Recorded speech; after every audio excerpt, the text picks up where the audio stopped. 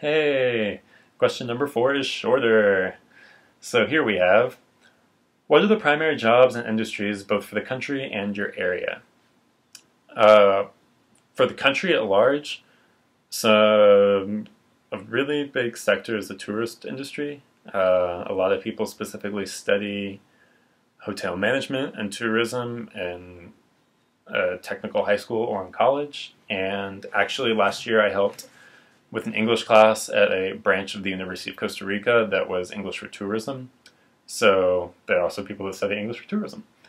And you also see that whenever you go to any given beach or San Jose. They have a lot of hotels here and they cater to foreign tourists. So the tourism industry is really big. Like I mentioned before, Costa Rica also has an agricultural industry. So they do a lot of growing and exporting bananas, pineapples, and coffee. Coffee especially is a really big one because Dole and maybe some other companies have a lot of territory in Costa Rica where they grow their pineapples and bananas, and so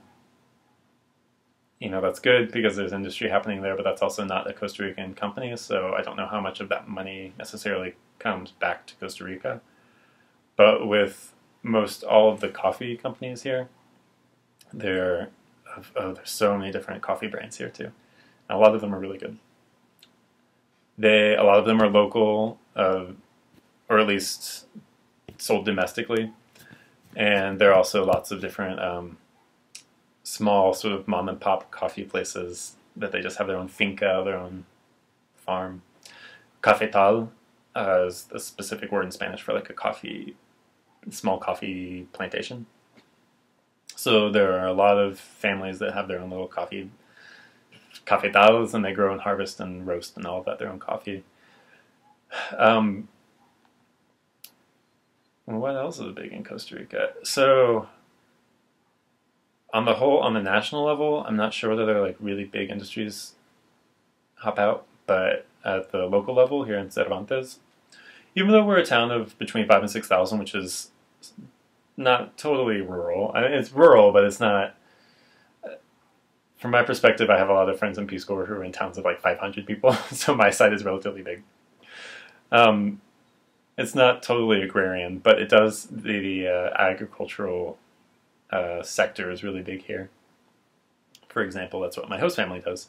And you see a lot of produce trucks going around here with crates full of bell peppers and green beans and chayote and ayote and potatoes and carrots and lettuce and cabbage and broccoli. So the agricultural sector really dominates here. Some people do, especially those that work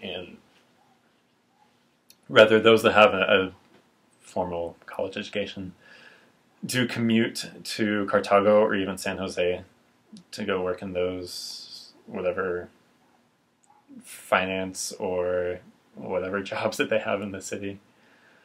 The Costa Rican government is kind of socialist, and I don't mean to say that like with any sort of negative connotation. It's just that they have La Caja Costarricense de Seguro Social, which is like their social security system, but it's also their Obamacare, medical, like Medicare, Medicaid, everything package.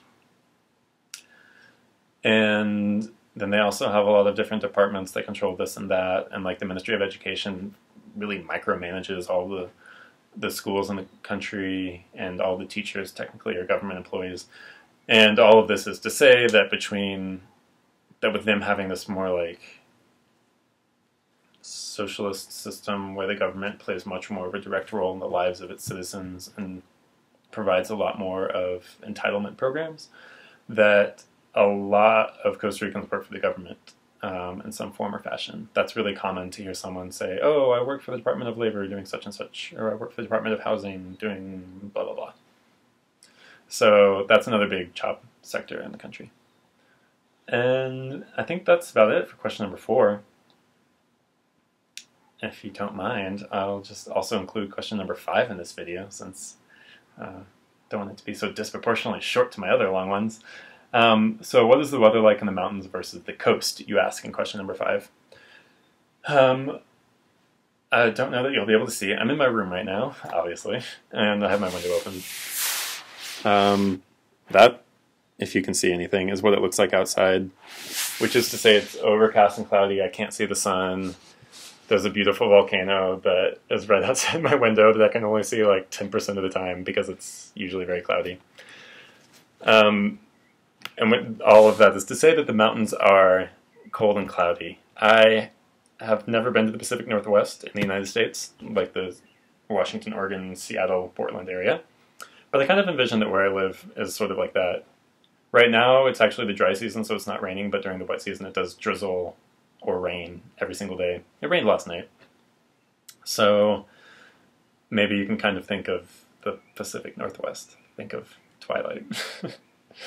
On the coast, though, we have 2 coasts. We have the Caribbean coast and the the Pacific coast, Atlantic Pacific.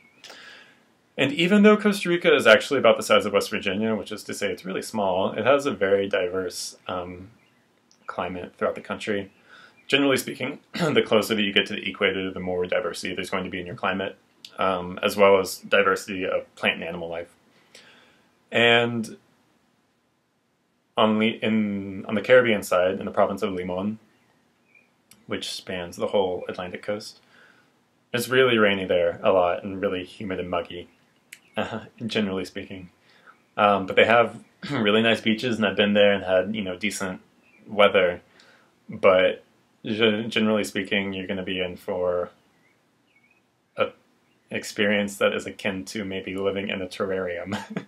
Think hot and humid and muggy, and with a constant layer of like sticky sweat. I'm really grateful that I live in the mountains because as Peace Corps volunteers, we're sent to more impoverished and remote areas of the country, which is to say that none of the houses where we live have air conditioning or heating, or my house doesn't even have a working refrigerator or microwave or hot water or an oven. So that being the case, if you live in a hot, sticky, muggy environment, you can't really escape it. I mean, you can go to the beach, and usually it's a little bit nicer at the beach, but I'm really glad to be up in the mountains. It's a lot less humid here. And I have a comforter on my bed, and I get to use this every night, which is amazing because I have a lot of friends on the Pacific coast who are really burning up because it's hot over there.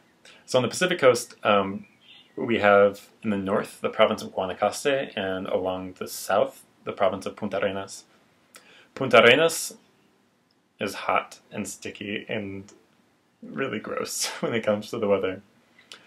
They have very nice beaches. Manuel Antonio is perhaps the most famous beach in Costa Rica, and it's in Punta Arenas, and I've been there and it's super nice. The beaches in Punta Arenas are very, very nice.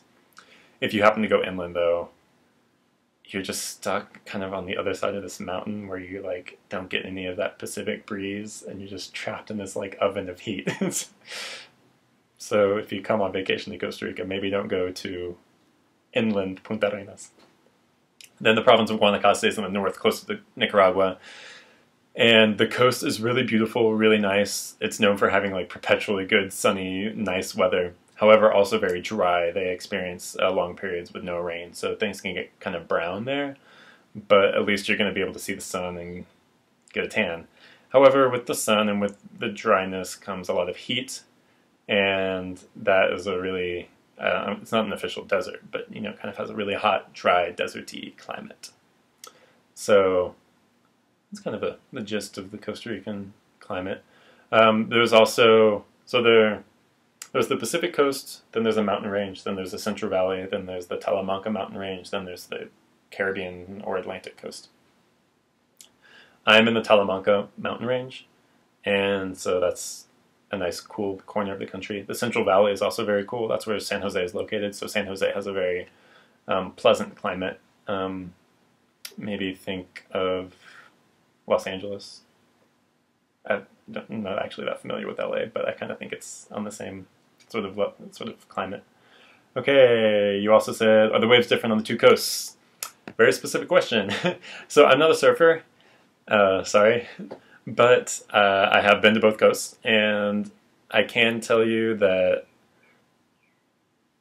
there are nice waves on both coasts, but surfers generally prefer the Pacific coast, specifically the Guanacaste. Punta Arenas spans a lot of beach, and it's really nice, but it's known for dangerous waves, and I would say maybe once every 4 to 6 months, get an email from Peace Corps saying, this is a reminder to watch out if you're going to XYZ beaches. They have really strong currents, and we want you to be very careful because American tourists have drowned there before.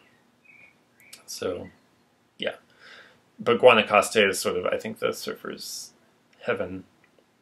There is also, I don't have a map of Costa Rica on me right now, but there is a peninsula on the west coast, on the Pacific coast, called the Nicoya Peninsula. And the southern tip has 3 beaches called Malpais, Santa Teresa, and Montezuma. And apparently those 3 places are just like a mecca for surfers. So, there's that. On the Caribbean side, I'm sure they have nice waves and you can go surfing there, but that's not really the scene so much. So, that's the difference in waves. Okay, so I covered 2 questions in this video, so we'll end there and we'll hop on to the next couple of questions in the next video. Okay, see you soon.